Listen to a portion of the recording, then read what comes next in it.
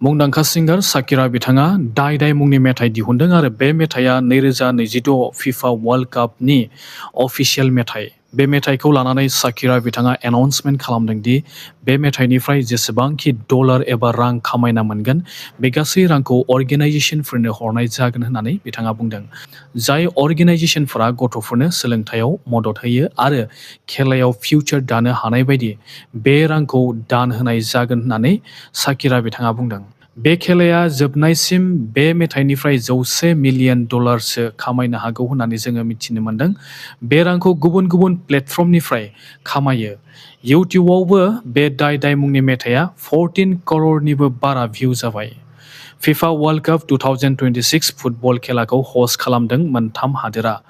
बे हादोरफोरनि मुङा जाबाय इउनाइटेड स्टेट, केनाडा आरो मेक्सिक'। बे खेलाया 19 जुलाइ खालारसिम जागोन। बे खेलायाव इन्डियानि फुटबल टीमा बाहागो लानो सुबिदा मोनासै मानोना इन्डियानि टीमा एशियान क्वालिफाइं राउन्डआव देरहानो हायैखाय सुबिदा मोनासै होननानै जोङो मिथिनो मोन्दों।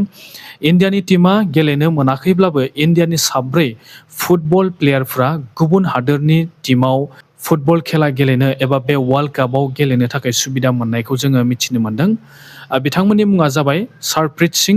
बिथाङा निउजिलेन्ड हादोरनि जानानै फुटबल खेला गेलेदों आरो तासिन मोहम्मद जामशिद बिथाङा काटार हादोरनि जानानै फुटबल खेला गेलेदों आरो लोगोसे सामुएल मौताव-सामी बिथाङाबो डेम'क्रेटिक रिपाब्लिक अफ कंग' जानानै फुटबल खेला गेलेनो सुबिदा मोन्दों आरो लोगोसे निशान भेलुपिलाई बिथाङाबो अस्ट्रेलिया हादोरनि जानानै फुटबल खेला गेलेनो सुबिदा मोन्दों।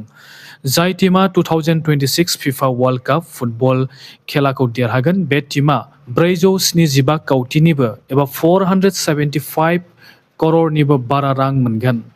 फिफा वर्ल्ड काप फुटबल खेलाया 4 बोसोरजों खनसे आरो 4 बोसोरजों खनसे जायो।